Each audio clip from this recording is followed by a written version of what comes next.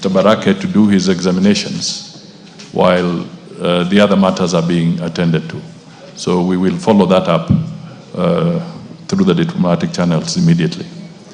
On the issue of Parstay, Remoy, I must say that I do not have the specific details on this, and would be happy to get some... When you get details, you can write to the committee. We can then now give a more comprehensive response. On the issue raised by the Honorable Pasaris, which in a way also ties with the member for Githunguri, I want to state that first, let me acknowledge with appreciation the compliments for the efforts that the ministry has taken to help the ones who are in Myanmar and indeed in some other areas to be brought back.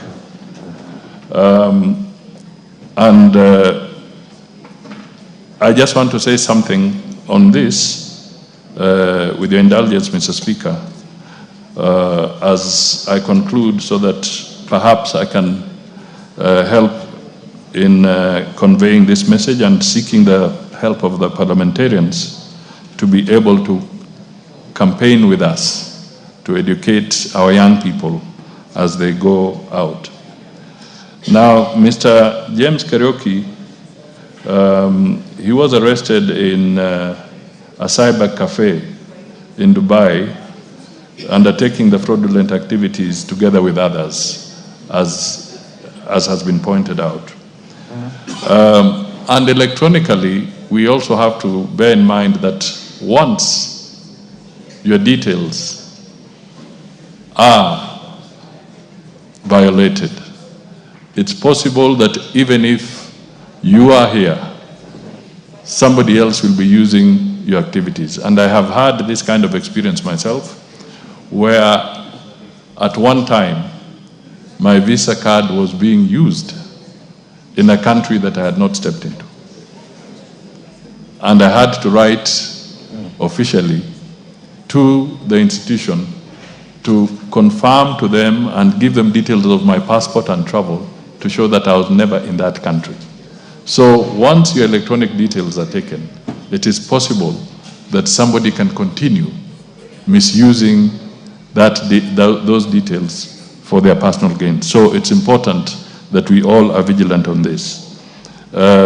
We will nevertheless take up the matter again with our mission and see what more can be done to assist in enabling Kariuki to have access to legal support so that he can be able to deal with his challenges. The issue of the hotlines are well taken. On Pareo, again, I would seek that we get proper details because we have no idea who Monica is.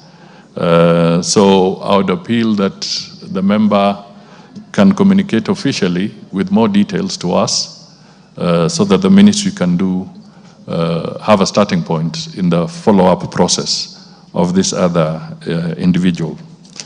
Now, Mr. Speaker, the point I wanted to raise, without in any way casting aspersion as to the innocence or guilt of the individuals that are in this particular question, I just want to state that we have over 1,000 Kenyans incarcerated in different countries for various reasons.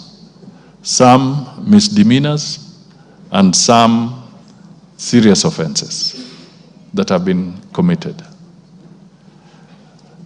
It is not our wish that we see these Kenyans languishing in various places. But I would like us to acknowledge that it is important that we engage in a collective campaign as leaders to be able to convey, especially to the young people, because we have a demographic issue here. The young people are the ones who are really traveling, and they constitute 70% of our population. they are not informed about certain consequences. It is our duty collectively to start conveying messages of awareness to our young people in all our constituencies in the country that they should be cautious, because landing into trouble there can be very painful. You can be isolated, you can be alone, and by the time somebody discovers you are in trouble somewhere, it may be too late. So this is a message that I would want to appeal through you, Mr. Speaker, so that we advise our young people about that. The second point, Mr. Speaker, is the hard truth that also needs to go out. And the hard truth is this, that Parliament, as they allocate resources, Parliament does not allocate resources for the government of Kenya to continuously bail out Kenyans who have landed into the wrong side of the law in various countries. I think it is important for this to be appreciated, because all resource allocation is done here, and therefore our people should know that as much as it's a constitutional obligation to safeguard Kenyans, we must also be realistic and tell Kenyans that they have to obey the law. Once the wheels are up, the law in play is the law of that country.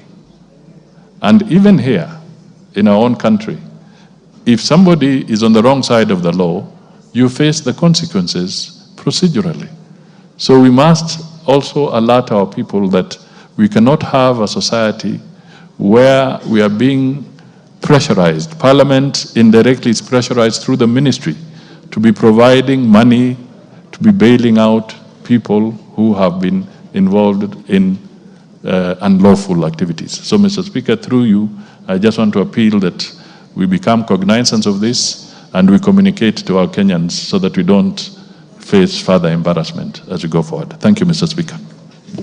Question 035, 2025, Honorable Cynthia Muge. Yes, Wanjala, what is it? Mr. Speaker, thank you, because the Minister for Foreign Affairs is here.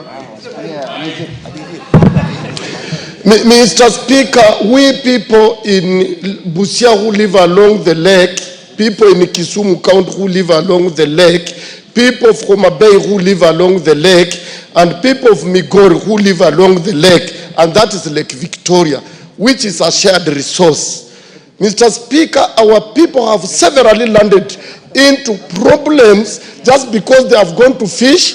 The boundary is not indicated, but they are arrested by the Ugandans who keep on extorting them. If they don't have that money, they are taken to jails in Uganda, and there is many of them there.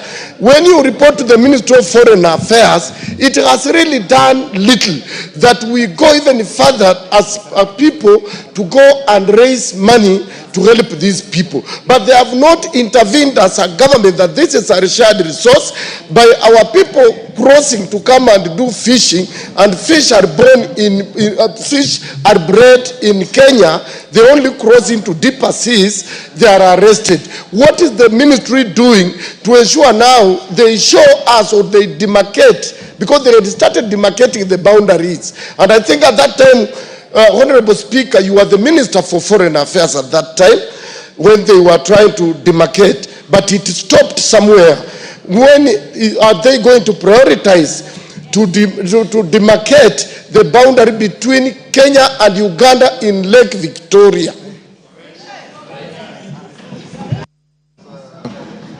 Yes. Thank you, Mr. Speaker. I just want to say that this process is ongoing.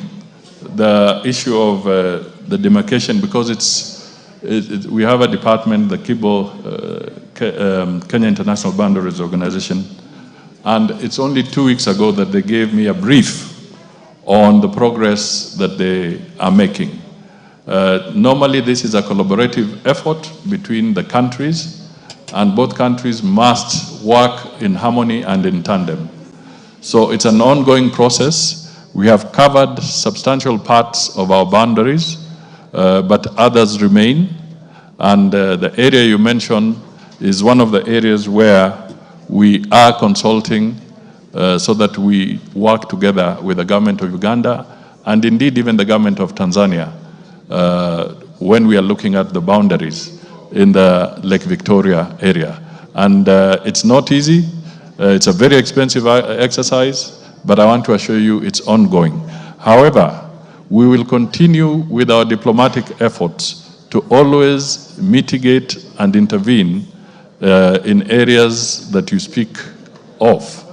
When I was making reference to the wrong side of the law, Mr. Speaker, I was not talking of the kind of situation that we find ourselves with through the fishing. I was talking of the wrong side of the law where some Kenyans are involved in either drug trafficking, human trafficking, and some of those areas. And I really plead that the Kenyans, especially those who want to go out of the country, please consult with the ministry so that we also advise you on the hotspots in some of these areas, and we avoid you going there because some of them have landed in these difficult areas because they never consulted. Thank you. Cynthia Muge. Thank you, Honorable Speaker.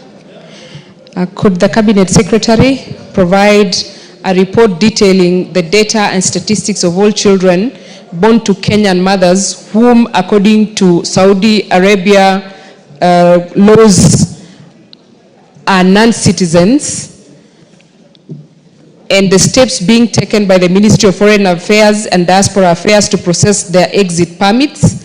That's question number one. Number two, could the Cabinet Secretary clarify whether there are any actions to address the challenges faced by stateless children born to Kenyan mothers, particularly in cases where former employers have confiscated the passports of the mothers and ensuring that their rights are fully protected?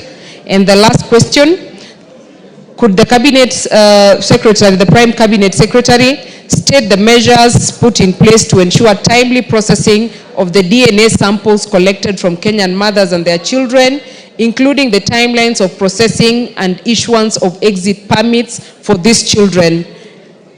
Those are my questions, Honorable Speaker, and the Prime Cabinet Secretary should know that this is a very emotive issue where children who are born to Kenyan mothers living in Saudi Arabia cannot access medical care and cannot access education because they are considered not to be eligibly in the country and do not even have... after the question.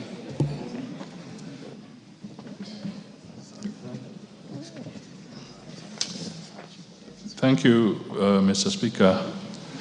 I would wish to respond as follows. One, the government is apprised of the matter of children born to Kenyan mothers in the Kingdom of Saudi Arabia. The number of children born to Kenyan mothers in our records as of now are 388. The processing of exit visas is done by the government of Saudi Arabia upon application by the individual. The mission assists Kenyans with children to apply for the exit visa, negotiate for waiver of the accumulated dependency fees, and follow up until they exit.